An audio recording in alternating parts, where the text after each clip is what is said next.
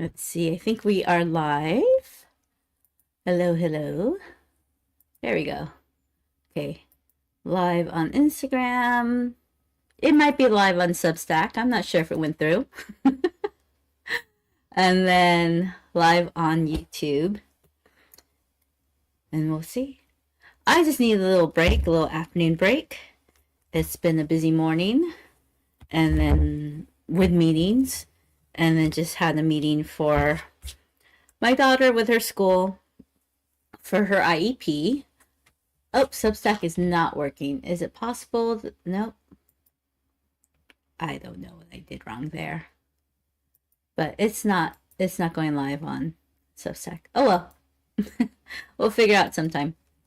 But I am changing things up on my Substack. And well, it'll launch on Friday. But anyway, today, Monday the 9th, I just had a meeting with my daughter's IEP team. IEP is Individualized Education Plan.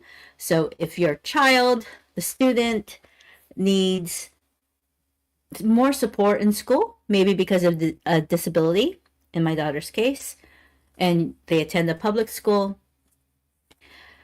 they gather everyone up, their teacher, support staff, a school representative, to do a whole bunch of assessments, and then they create a plan based on your student's needs.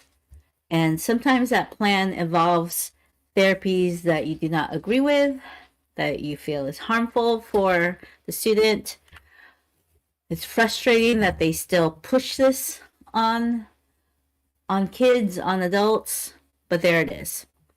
So I am, excuse me, just kind of unwinding from that. And in the meantime, I ordered this pack, Seasons of the Witch Imbolc Oracle. Imbolc starts usually around February 1st. But it just arrived. I'm really excited. And I ordered this from Thrift Books.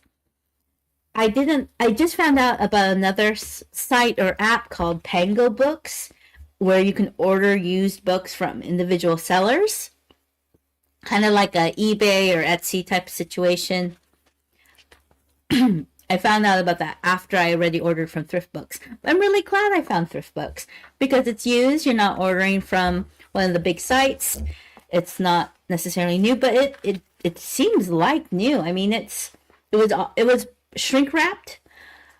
There are no signs of wear and tear. I guess it would have said that in the description. I just thought these are so beautiful. These cards are so beautiful. I should show you all of them. They're just behind me. I have almost all the cards. So these are based on the seasons. What is that? The wheel. I'm blanking on the name. Different seasons of the year. Based on, would it be pagan or would it be Celtic? But there's an oracle for Beltane, Austera, which is Easter, or spring. Litha. Is this pronounced Mabon? Mabon? Mabon?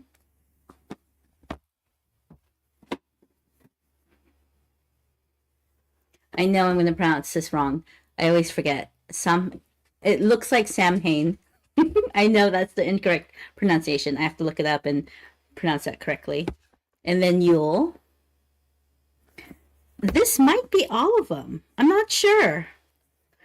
But it is a nice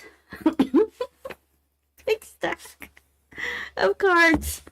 And not that you have to get cards for every season. I just love them. And I know it's a bit overconsumption here.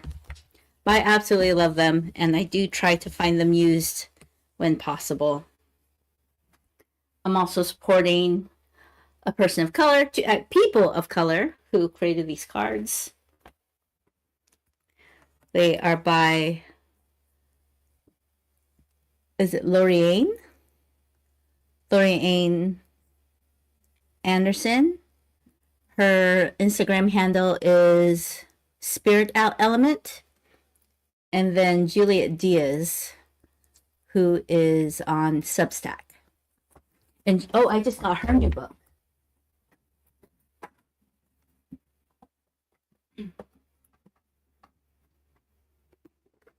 The Altar Within. This is the second edition, revised second edition.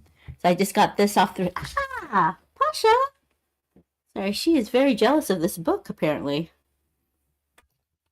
You're not allowed to sit on me if you're going to bite. Oh, wait. The Altar Within, a devotional guide to liberation, revised second edition. That's with Juliet Diaz. I'm really excited to get this.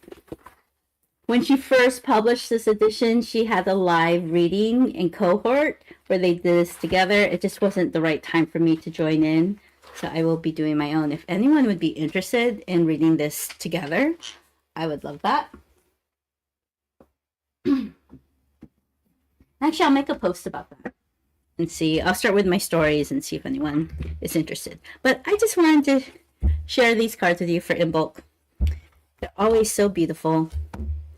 And what I love about these cards, I saw them at a store and it just grabbed my attention because it was one of the few oracle cards I found that feature diversity in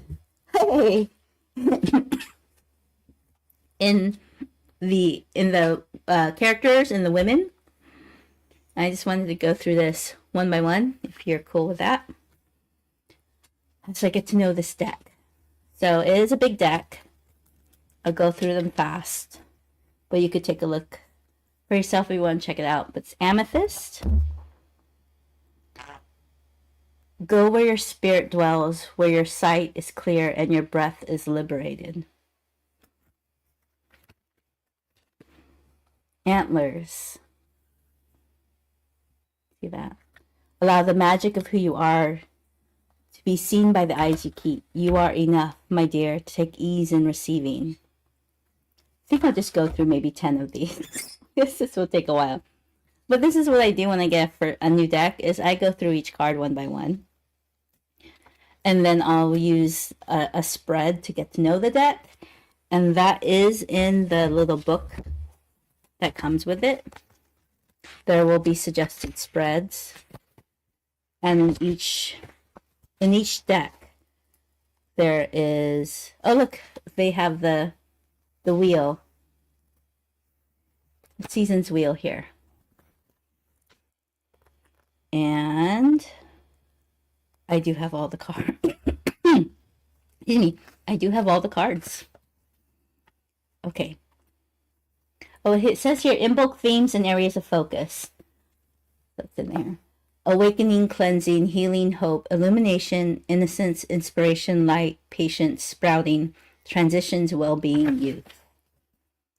And then there's some suggestions on how to use these cards, whether you want to pull just one card a day, if you want to do a spread, and they have several examples of spreads in here of a more traditional, almost like a tarot card spread. If you want to just spread, if you just want to pull one card for the day, or maybe a 3-card spread. And the first spread that they always suggest is interviewing your deck. Gain to know the seasons of the witch. And the 7 cards you will be pulling will ask questions such as, what personality do you have? What is your strength? What is your weakness? How will you help me grow? When should I call on you for guidance? What is the best way to work with you? And what will our relationship be like? So these are the questions you're asking of the deck. I will do that later. But let's go through these cards again. I'll just go through, let's say, the first 10.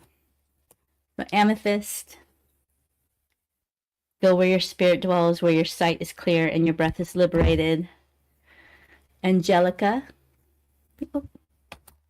Oh, I think I had skipped ahead to Antlers. The 2 is actually Angelica. The bells have rung, chiming far and near. Underneath feathered wings, my dear, you have nothing to fear. Angelica. There's usually a different artist for each deck. I didn't see who the artist is for this one. Illustrated by Tihana Lukovic.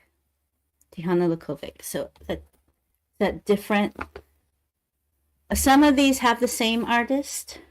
Oh, Tihana Lukovic also did the Litha Oracle, the Mabon Oracle, and Ostara. So she seems like they have two different artists that they've worked with. Okay, so we did Amethyst, Angelica, Antlers, Aquarius. All are capable of dreaming, but it is those who surrender to vision who are visionaries. 5 is Arts and Crafts. Nothing exists without the essence of spirit. May it be whispers or chants, your energy is what brings life to all that you create. I said 10, so we have 4 more. Bathing Ritual. With you, water spirit, I wash away what no longer serves me and drink in spells that call for healing. Black Bear. This is a good one. Your existence is the resistance. All you must do is accept the power awaiting your arrival. 8 is Blackberries. There is no weaving with existence when you ignore the presence of spirit within self. Bloodstone is 9. Closing your eyes to the truths of reality will only connect you with the illusions you have created. And 10. Brigid. Now how you pronounce her? May the serpent wake, bellowing with the rising flame and beckoning the wisdom that awaits your return. Okay. And then for each card, there's more of a description. You get a page or two for each of the cards. You have the poem again. You have keywords. For example, for Amethyst, the keywords are intuition, spiritual connection, stress relief. And then you have a description of what this card represents. And sometimes it gives you the description if the card is upside down. Usually it's the opposite of what that card represents. So yeah, this is my new deck. I'm going to play with it. I'm going to do I'm actually not going to do a get to know you spread right now. I'm going to do a 1 card of just what to focus on to reground. I have a little bit more work to do, computer work.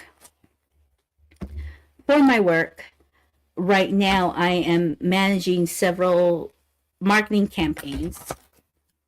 And my next task to do is to review a post and to start placing an ad with that post. And that's what I'm going to be focusing on next until my next meeting. And then my work is basically scattered throughout the day, depending on my daughter's schedule. I don't know if any of you are trying to balance between taking care of your kids or taking care of a relative or a friend, and then trying to work from home or going to work, whatever the case may be, or taking care of animals. Yes, some needy animals. So I am going to do work with a card deck. I tend to kind of meditate with it, and right now I'm just shuffling, but I just need a card just to get me to the next moment, shake off the stress that can come with life and how the world is. And this card is Garlic. Hello, 22, Garlic. If you can see that. Can you see that? There you go. It is unwise to walk beyond the boundaries you have yet to expand on. Protection among all else. Hello. There we go. It is unwise to walk beyond the boundaries you have yet to expand on. Protection among all else. I did have to set some boundaries regarding the meeting I was just part of. Let me see what it also says in here. Keywords: defensiveness, protection, managing negativity. Whew. Pulling the garlic card suggests there are people who are working against you, or perhaps that is your perception of your situation. There is likely resistance from others, but it may not be as bad as you might think. Whatever you are facing, receiving this card means you are more than capable of defending yourself against any attack you may face. You have what you have because of your hard work and dedication, and there is no one in your current orbit who has the power to take that from you. Any negativity you're experiencing is the result of someone whose own emotional traumas are being triggered, which is all about them and not you. It may be unfortunate for them, but you are not required to entertain such behavior when it is hurtful to you. In the rare case this card falls from the deck and lands in reverse, it is a sign that you are being unjustifiable defensive when there is no threat at all. Quite the opposite. The other people involved genuinely have good intentions.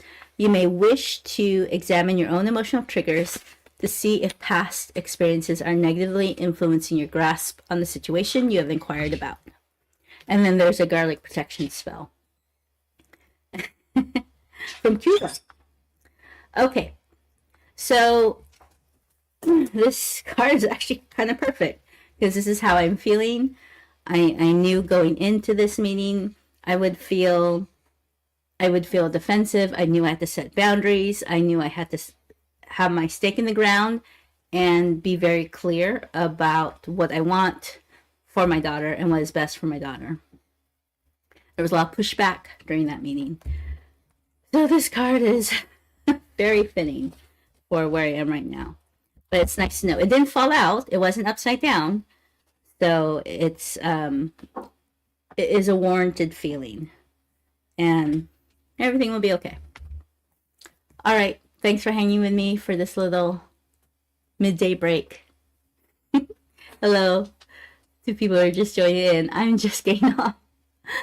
But I just wanted to hop on real quick, share my new cards, and I'm going to go back in and get back to work where I'll be working on an ad campaign for one of my clients. Have a good day.